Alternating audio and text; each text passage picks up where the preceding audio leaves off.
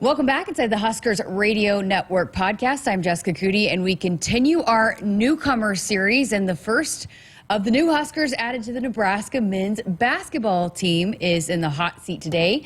Rollie Worster, welcome in.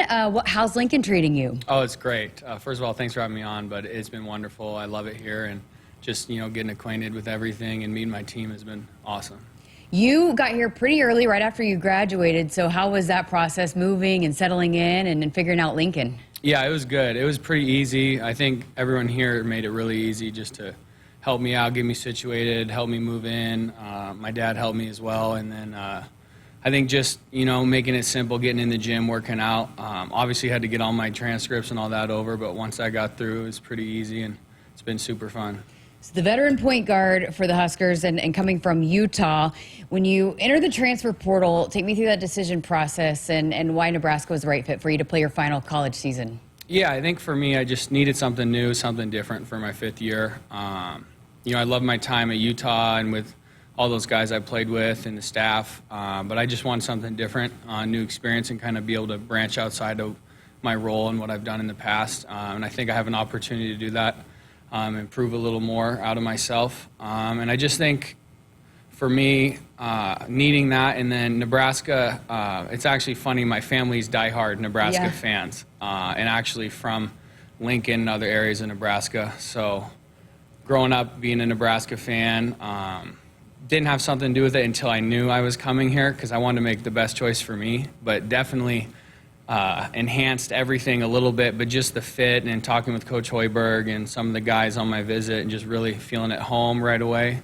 Like I'd have an opportunity here that would see eye to eye with myself and the coaches. Oh, that's awesome. Yeah, I read you grew up a Husker football fan, right? So what's it like walking around the stadium now and wearing that Husker gear? Yeah, it's awesome. I think nobody loves it more than my grandpa, but it's been fun. It's kind of a surreal moment, just growing up watching the games. I came to a couple games on Thanksgiving when I was little, and just knowing the diehard community and fan base here has been fun. So what was that conversation like when you called your grandpa then and told him you were going to be a Husker? Oh, it was great. Right after my visit, he was like, I know what I would do, kind of joking around, but it was an awesome moment, and I think just for myself and whole family to just be able to have an opportunity like this, we're super thankful. We talked to Coach Hoiberg a couple weeks ago, and he said that already you've been in the gym, you've made improvements to your shot, found a couple things to tweak. What was that process like, working with him and figuring out some of the things that you could do to improve that shot? Yeah, it was great. I think for me, it's little things. There's nothing majorly wrong, nothing like that. I think it was just tweak little things, and then coming from a guy who has experience as himself and everyone else on the coaching staff, made it really easy, and just getting in, watching film, really breaking it down has helped me just build my confidence up more as well. So have you already found that there's been a big difference made just in the past month or so? Yeah, I think I feel a lot better. I've always been able to shoot. I know the percentages might not show that necessarily, but I think it's one of those things that takes more confidence and opportunities and building that trust with yourself and your coaches and the rest of the team to just go out and, pull it or whatever, just be confident in yourself. Coach Hoiberg also said, one of the things about you is you're an all-around player, that you contribute in every way possible. What went into that for you? How important was that emphasis to be someone that can do a little bit of everything on the court? Yeah, I think it's really important, especially in my position, whether it's get others involved, make the hustle play, rebound. I think it's big to rebound as a guard as well. So I think I bring some of those things to the table, and I've always prided myself on playing the game the right way. So I think that's something that I think this team, everyone brings, but I think I can bring even more of that as well. I know teammates in the past have said, too, just how unselfish you are and you like to distribute the basketball. Take me through that process of becoming that true point guard that wants to distribute and get guys in the right place and make sure that they're in the best positions to succeed. Yeah, I think it's just, again, making the right play and then being able to have court vision. I think playing multiple sports growing up has helped me with that. And then I grew up in a sports family, so we usually pride ourselves on having an IQ as well on the floor or field, whatever it is. So I think being able to use that not only to find shots for myself but find others has been key to my game and winning. So if there's a parent or a young player that listens in and how do you become that all-around player where you're rebounding, you're distributing the basketball, you're making good passes, you're scoring, all-around player? What goes into that over the course of really a lifetime of getting in the gym? Yeah, I think one thing is, like you said, get in the gym. I think working on all facets of your game, whether you're 6'5" as an 8th grader or the small guy, I think working on everything, because you never know, how much you grow or what position you'll be in. And basketball in this day and age is positionless on a lot of teams. So I think just working on everything. And then I just say really just getting in every day. I think that's super important. I know my experience since I've been here is everyone works out every day as much as they can without being detrimental to their body. So I think just that hard work and making sure you work on all aspects of the game. You mentioned you played multiple sports. You were a heck of a football player, quarterback, defensive back, all-state. Why did you end up on basketball and not football? Yeah, I think I like basketball more at the end of the day. Being from Montana, it's a lot easier to play basketball year-round because it's indoors. Football is kind of hard. It's not as great, and then I don't think I got to focus on it as much from a position aspect growing up. So I think I fell in love with basketball a little bit more. It's a lot easier on your body sometimes as well, so that's probably the reason. I don't think I've ever talked to anybody that was a point guard and a quarterback. Did you find that those positions translate well and maybe correlate a little bit? Yeah, I think so. I think the games correlate, just learn how to be physical and kind of dominant in that aspect. But I think just point guard to quarterback, I think it helps just being able to see the floor, the field, read defenses, all that comes together quite well.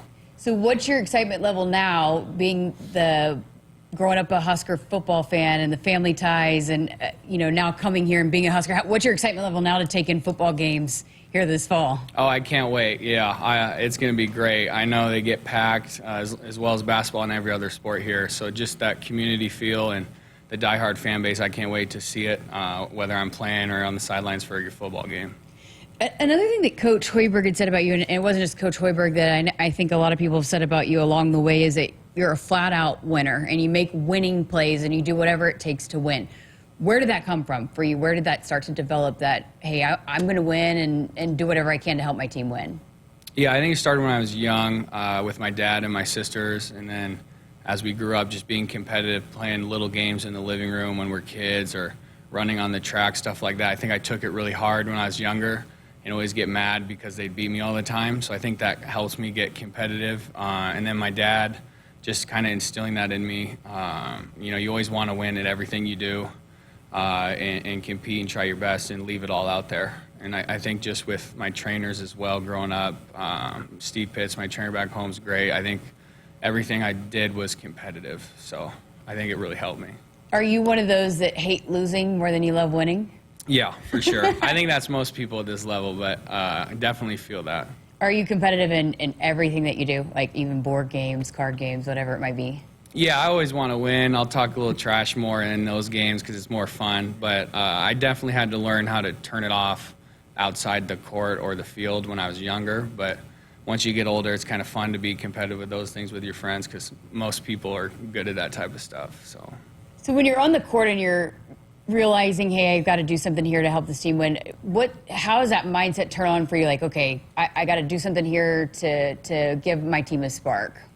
Yeah, I think it depends on each game and kind of the flow. Like sometimes the team might be dragging a little bit with energy on defense and you just make a big hustle play or you get a quick steal, kind of pick the team up. I think things like that I kind of can bring to the table and look for. I think just with the years of experience, especially in college, I kind of know when the team's dragging, when we need a little pickup or when we need to get on each other or pick each other up.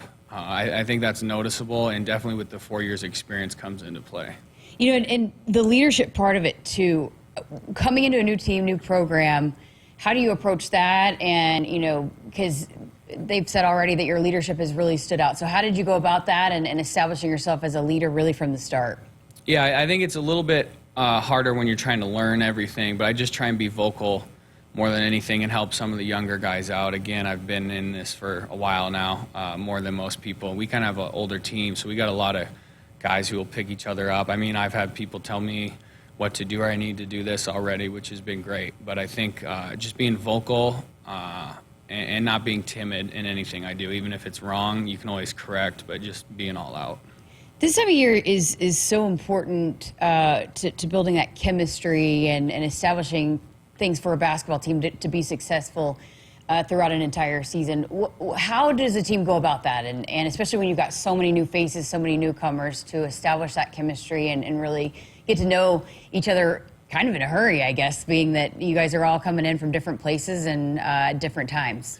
Yeah, I think it's different now with all the transferring and all that. And I'm a transfer myself, so I think it's a lot harder probably now, or more difficult in a quick amount of time, because you have a whole new, or half a team is new every year. But I think for us, probably on the floor, I think our coaches have been great with everything we're doing. Has been everything I was told and expect. But I think more off the floor, we've been doing a lot of stuff, like going and doing team activities, or whether it's charity stuff or whatever. And I think it's great to have those connections off the floor, because that's how you build trust, and then it happens on the floor as well. Absolutely.